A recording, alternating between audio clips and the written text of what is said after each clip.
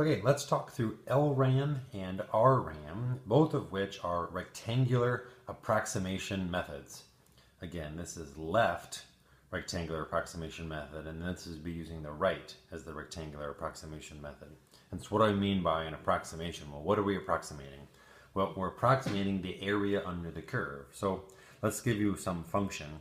Y equals x squared plus 1. That's a nice, easy quadratic. And I'm interested in finding the area under the curve. Okay, so how would we find that? Well, one of the ways we can do is we can break it up into rectangles. And that's what this means. A rectangular approximation method means we're going to use rectangles to approximate the area. So the two versions are LRAM and RRAM. LRAM is going to be using the left. So let's say I define that we are interested in finding the area from 0 to 8.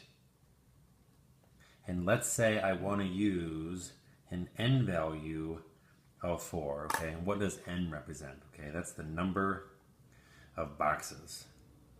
Right, the number of boxes, the number of rectangles. And if you take those two things together, if you think about, well, the width, this whole region is 8 units long, and I want to use 4 boxes, then each box, well, that would just have to be 2. Okay, that's the width of each box. Okay, so let's just draw that. So I'll do pretty much, and I'm going to do both of them right now. Okay, because both LRAM and RRAM are still using rectangles. Okay, and what the theory says is that this area can be approximated by finding the area of this rectangle plus this rectangle plus this rectangle plus this rectangle. And you look at it and you're like, dude, those are not rectangles. Well, we have to make them rectangles. And here's where LRAM and RRAM come into play. So if you look at this first area here, you make it a rectangle by using the left as the height. So if you just focus in on this first rectangle, if we pretended that the left governed the height, then we would get that for the area of the first rectangle. Again, use the left, not the right, as the height. And then do the next rectangle. Well, we'd look at this rectangle and we'd cut it off using this as the height. And we'd get that area. And then we'd use the left again. And we'd get that area. And then we'd use the left height again. And we use that area. Okay, and then we just add all those up. Okay, so what would that be? What's this first rectangle? Well, the whole thing is 8 units long, and each of these have a delta x, or a width of 2. Okay, so what's the first height? Well, the first height is this height, where that means that's the y value when x is 0, but I have a function. So that first height is just going to be 1, right? 0 squared plus 1. So my first rectangle is 2 wide and 1 tall. Okay, my next rectangle, it's 2 wide. And how tall is it? Well, if I'm using this height here, I'm using the height. Remember, I went 2 over the height, and when x value is 2. When x is 2, y is 5, and so that rectangle has a height of 5. Plus 2 times. Now I'm looking for my third rectangle, this height. That's x equals to 4. When x equals to 4, I get a height of 17. And then I get another, my last rectangle is still 2 wide, and then I'm using the left as the height. That's x value of 6. Plugging in 6 gives me 37. Okay, if you add all of those up, you're going to get 120.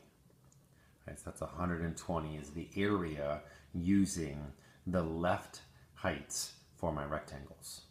Okay, now we'll do RRAM. Well, RRAM is using the right as the height. So it's going to be using the right side as the height.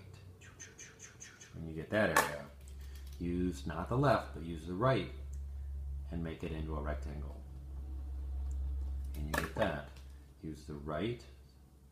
So you can see that these rectangles are a little bit bigger in this particular case.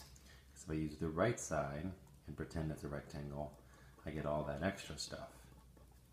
Okay, so the width of each one of them is still 2, except now when I look at this first one, I use the right side.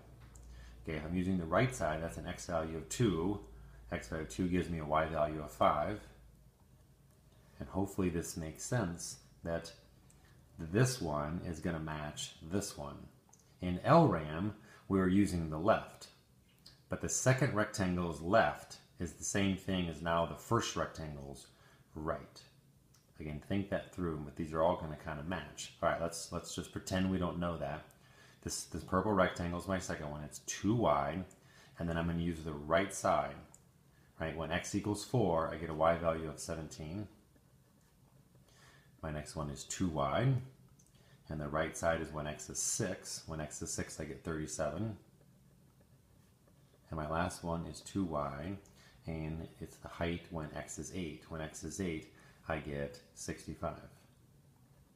And hopefully you can see what used to be the last rectangle is now the size of the second to last rectangle, and so on. This one doesn't have the first, and the RRAM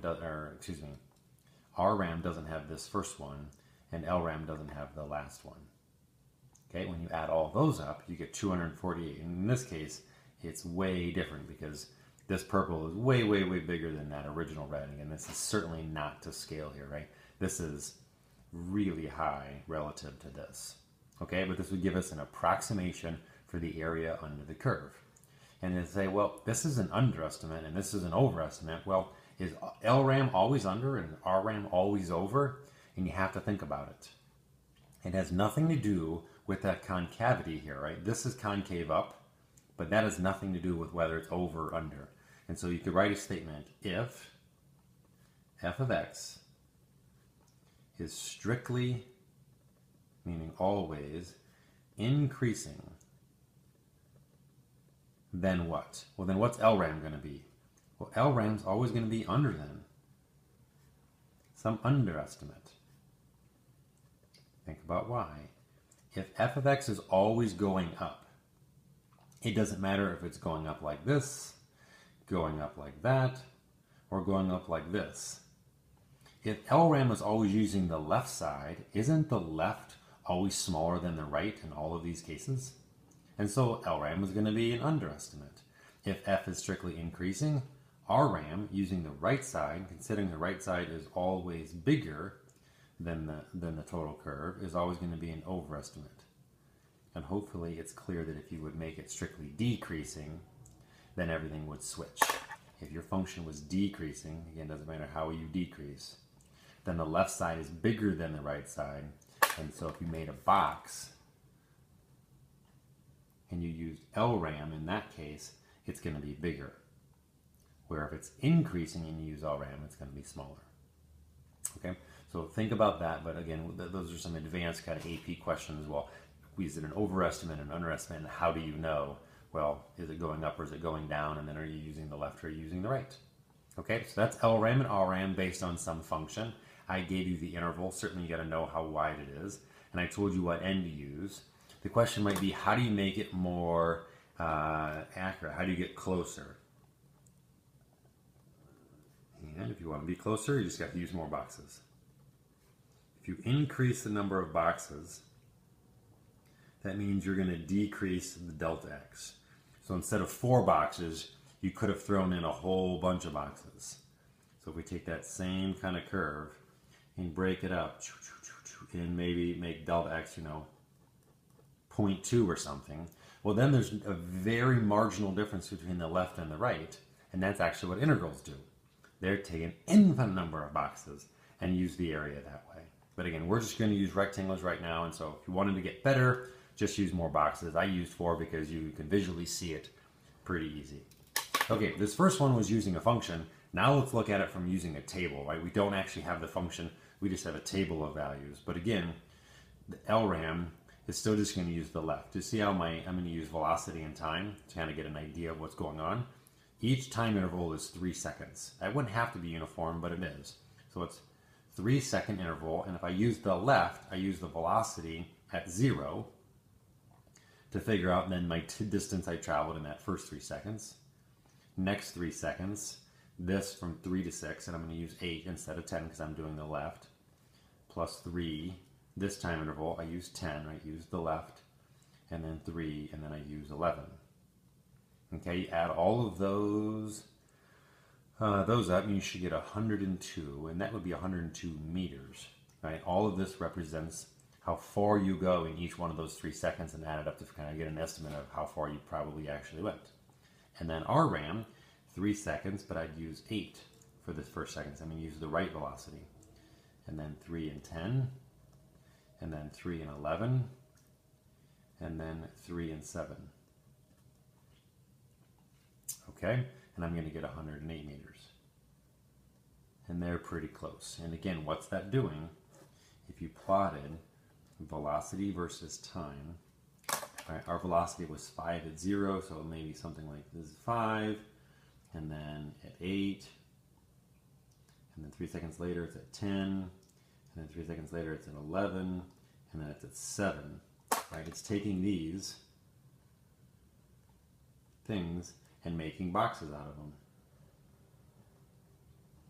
LRAM is just using the left heights, boom, boom, boom, boom. RRAM is using the right heights, boom, boom, boom, boom. And they're going to be slightly different because one of them uses the 5, 8, 10, and 11, and RRAM uses the 8, 10, 11, and 7. And again, you're pretty close. You have a pretty good idea that you went a total distance. Again, how do I know this is the distance? Again, what am I doing here?